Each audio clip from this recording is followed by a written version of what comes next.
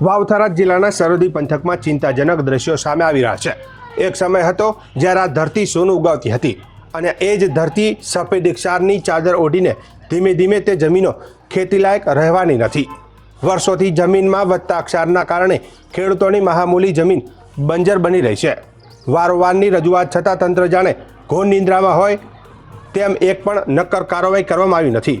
ત્યારે સરહદી વિસ્તારમાં વસતા આ ખેડૂતો આજે લાચાર બની ગયા છે। શું તંત્ર કોઈ મોટી હોનારતની રાહ જોઈ રહ્યું છે કે પછી ખેડૂતોની આ વેદના ફાઇલોમાં જ દબાઈ જશે? જુઓ અમારા ખાસ રિપોર્ટમાં। વાવ અને થરાદ તાલુકાના સરહદી વિસ્તારોમાં આજે જે દ્રશ્યો જોવા મળે છે તે કોઈ રણ પ્રદેશના નથી, પરંતુ વર્ષો પહેલા હરિયાળીથી લહેરાતી ખેતી ભૂમિના છે। નજર પહોંચે ત્યાં સુધી જમીન પર ક્ષારના સફેદ થર પથરાયેલા છે। ખેડૂતો માટે આ ક્ષાર હવે અભિશ્રાપ સમાન બની ગયો છે। છેલ્લા 7 વર્ષથી ભૂગર્ભ જળના સ્તરમાં ફેરફાર અને કુદરતી પરિબળોના કારણે જમીનમાં ક્ષારનું પ્રમાણ સતત વધી રહ્યું છે, જેના પરિણામે હજારો એકર ફળદ્રુપ જમીન આજે બંજર બની ચૂકી છે।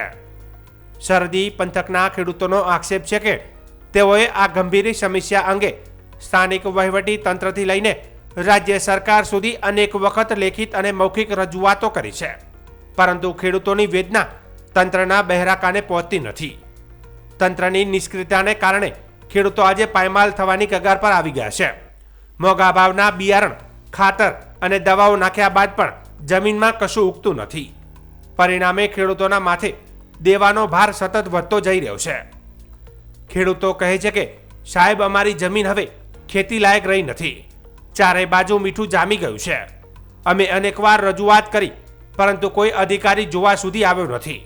જો આ સ્થિતિ ચાલુ રહી તો અમારે હિજરત કરવી પડશે અથવા તો જીવનના અંતિમ વિકલ્પ વિશે વિચારવું પડશે।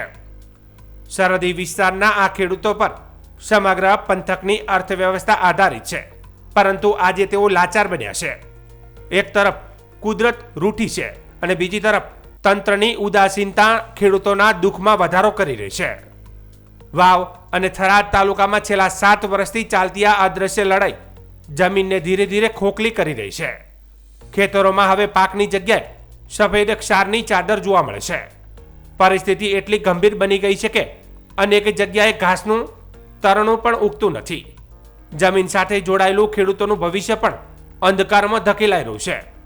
ખેડૂતોની એકમાત્ર માંગ છે કે ગમે તે ભોગે જમીનને બંજર બનતી અટકાવવા માટે નક્કર અને ટેકનિકલ આયોજન કરવામાં આવે। ટેકનિકલ નિષ્ણાતોની ટીમ દ્વારા જમીનનું સર્વેક્ષણ કરી ક્ષાર રોકવાના ઉપાયો અમલમાં મૂકવામાં આવે, પરંતુ અફસોસની વાત એ છે કે 7 વર્ષ બાદ પણ તંત્ર તરફથી માત્ર ખાલી આશ્વાસનો જ મળી રહ્યા છે। નમસ્કાર, હું રાછેના સરપંચ જે અત્યારે 2015-17 ને જે વર્તમાનમાં 2025ની અંદર જે પૂર આવ્યું, જ્યાંથી અમારા સરહદી વિસ્તાર ધણીધર તાલુકો અને વાવ તાલુકા, સોયગામ તાલુકાની અંદર મોટા પ્રમાણમાં પાણી ભરાઈ ગયું અને પાણી પડી રહ્યું। આજની સ્થિતિમાં જેને પૂર આવ્યાને આજે 4 મહિના થઈ ગયા, તેમ છતાં આજે ખેતરોની અંદર પાણી ભરાયેલા છે, જેને હિસાબે અત્યારે જમીનો બંજર બની ગઈ છે અને ખેડૂતો ખરેખર આ જો જમીનો એક દિવસ જો નાશ થઈ ગયો અને આ બાબતે જો સરકારશ્રીએ અથવા કોઈ પણ લાગતા વળગતા અધિકારીશ્રીઓ જો આ બાબતે જો કોઈ પણ વિચાર્યું નહીં તો આવતા ભવિષ્યની અંદર ખરેખર અમારી તમામ જમીન બંજર બની જશે। જ્યાંથી હું અત્યારે મીડિયાના માધ્યમથી પણ કહેવા માગું છું કે આ સત્વરે આના ઉપર કોઈ કામ કરવામાં આવે અને આનું રિસર્ચ કરી અને ખેડૂતોને જમીન સુધરે એવી કાર્યવાહી કરવામાં આવે એવી અમારી તમામ આ વિસ્તારના ખેડૂતો વતી અને એક આગેવાન વતી હું રજૂઆત કરું છું। આજે અમારા વિસ્તારની અંદર જે આખા તમામ વિસ્તારની અંદર હજારો હેક્ટર જમીન બંજર બની ગઈ છે। આજની તારીખમાં જો સર્વે કરવામાં આવે તો હજારો હેક્ટરની અંદર ખાર આવી ગયો છે અને જે ખરેખર બાવળ તો ક્ષારમાં થાય પણ બાવળ પણ બળી જાય છે એવો ક્ષાર આવી ગયો છે।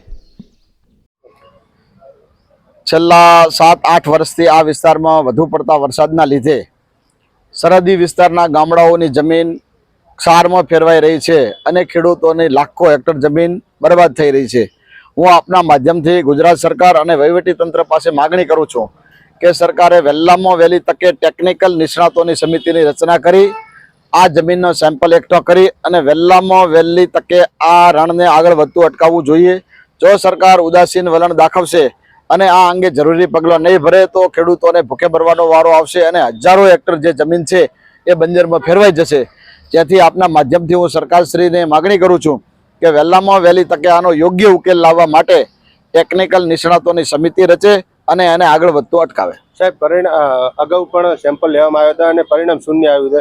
સરકારને ખબર છે કે આ વિસ્તારની સ્થિતિ? હા, અગાઉ સેમ્પલ લેવામાં આવ્યો, પણ મને એવી માહિતી મળેલી છે કે જે પણ સેમ્પલ એકઠો કરવા માટેની જે અધિકારીઓની જે ટીમ હતી એમાં યોગ્ય જગ્યાએથી અને જો ખરેખર કપરી પરિસ્થિતિ છે ત્યાંથી કોઈ સેમ્પલો એકઠો કરવામાં આવ્યો નથી. હું આપના માધ્યમથી ફરી કહું છું કે સરકાર મીડિયાને સાથે રાખી અને આ ગામડોની જો મુલાકાત લે તો એ સેમ્પલ જે હતો એ મુજબ ક્ષારની માત્રા ત્યાં નથી જણાઈ આવી જે જમીન ઉપર છે. છેલ્લા 5 મહિના જેટલો સમય થયો, અતિવૃષ્ટિ થઈ, ખૂબ બહોળી સંખ્યામાં વરસાદ પડ્યો. વરસાદ પડવાના કારણે આખી ચોમાસું સિઝન ફેલ થઈ. ઘણા બધા પશુપાલકો ખેતરોમાં રહેતા હતા, એના પશુપાલનની અંદર હાનિ થઈ, મકાનો તૂટ્યા અને ખૂબ પરિસ્થિતિની અંદર ખેડૂતોને નુકસાન વેઠવાનો વારો આવ્યો. એના પછી રવિ સિઝન આવી. રવિ સિઝનની અંદર મોટા ભાગના ખેડૂતોને કોઈ પણ રવિ સિઝનની અંદર સિઝન લઈ શક્યા નથી. અત્યારે હજારો હેક્ટરની અંદર પાણી ભરેલા પડ્યા છે. પાણીના હિસાબે અત્યારે સાર આવી રહ્યો છે.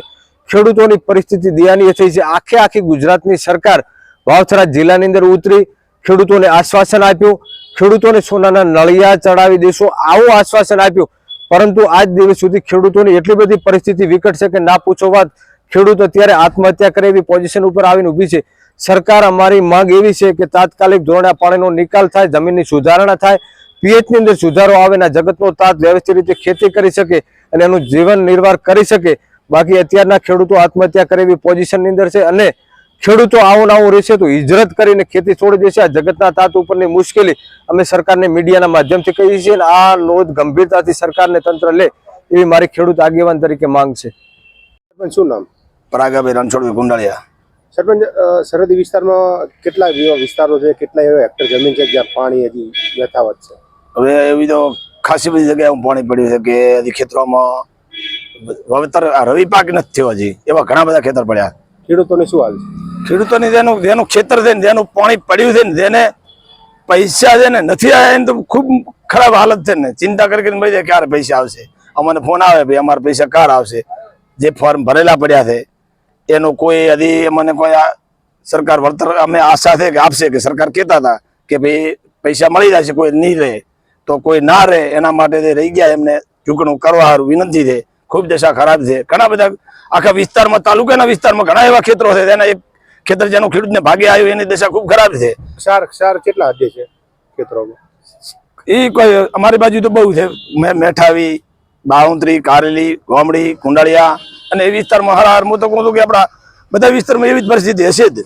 રણ વધ્યું? કેટલું વધ્યું? રણ ઘણું બધું. આ ખાર ખૂબ ઉઠ્યો. ખાર ને તો ગામડામાં ઘરામ ખાર આવી ગયો છે. એટલે એનો કોઈક સરકારને નિર્ણય લેવો જોઈએ કે ભાઈ આ ખાર કેવી રીતે રોકાય અને કેવી રીતે શું કરવાથી શું થાય અને આ પાણી આ પથે આવો ભરાવ ન થાય એમનો ગામડે ખરેખર એની વિઝિટ કરી અને એનો નિકાલ કરવાનું કામ કરવું જોઈએ એવી અમારી આશા છે. જય હિન્દ, જય સંવિધાન. જય જવાન, જય કિસાન. હું ભારતીય કિસાન સંઘ પ્રમુખ હિરાજી ગોહિલ વાવ.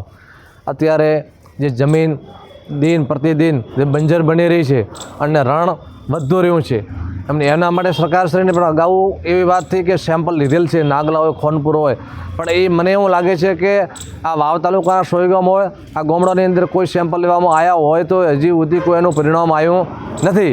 તો સરકારશ્રીને અમે વિનંતી કરી છે કે શું આ સેમ્પલ ખાલી બધા પબ્લિસિટી માટે કરવાના છે કે અત્યારની અંદર જો જમીન નહીં બચે, ખેડૂત નહીં બચે અને દિવસે દિવસે જમીન બંજર બનતી જઈ તો ખેડૂતોને હિજરત કરવાનો વારો આવશે. અયોધ્યાના ધોરણે સરકારશ્રીને વિનંતી કિસાન સંઘ દ્વારા કરીએ છીએ કે આનું ગમે તે રસ્તો કાઢી અને જમીન બંજર થતી અટકાવે એવી અમારી માગણી છે.